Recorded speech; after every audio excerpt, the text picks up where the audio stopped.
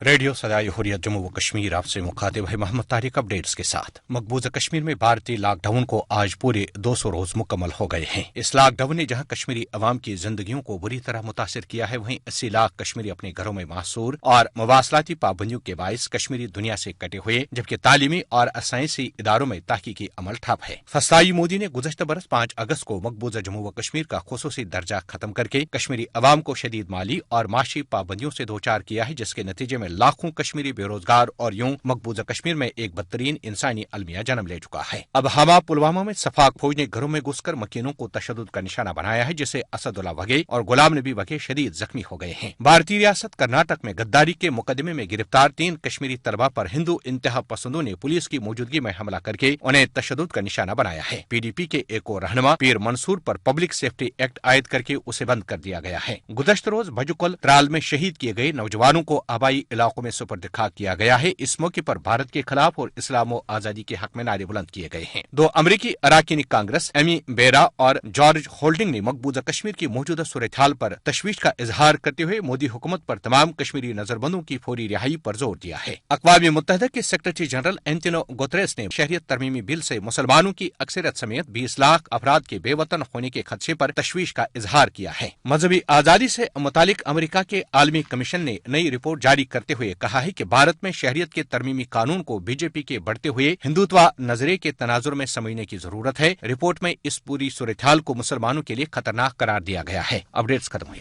مقبوضہ کشمیر میں گزشتہ 200 دنوں سے جبر اور لاک ڈاؤن جاری ہے۔ بھارت کی فسطائی سرکار آخر کب تک مقبوضہ ریاست کی صورتحال پر پردہ ڈالے رکھے گی؟ نریندر مودی کو کوئی یہ بات شاید نہیں سمجھا سکتا کہ کشمیر کی حالت پریشر کوکر کی طرح ہے، کسی بھی وقت پھٹ سکتا ہے اور نریندر مودی کے شاید اس وقت ہوش ٹھکانے آئیں گے۔ ریاست کی سابق وزیر اعلیٰ محبوبہ مفتی کی بیٹی التجا مفتی ایک نشریاتی چینل گو نیوز کے ساتھ بات کر رہی ہے۔ آپ باہر لوگوں کو کہتے ہیں کہ یہاں پہ لوگوں کو اب ایکول رائٹس ہے، کون سے ایکول رائٹس ہیں؟ لوگ انٹرنیٹ تک استعمال نہیں کر سکتے ہیں۔ So I feel like the situation has just gone from bad to worse and the government knows this and تبھی وہ اس پہ پردہ کرنا چاہتی ہے۔ اب میں ہنسوں یا میں روؤں میری سمجھ میں نہیں آتا، تو یہ بہت شرم کی بات ہے۔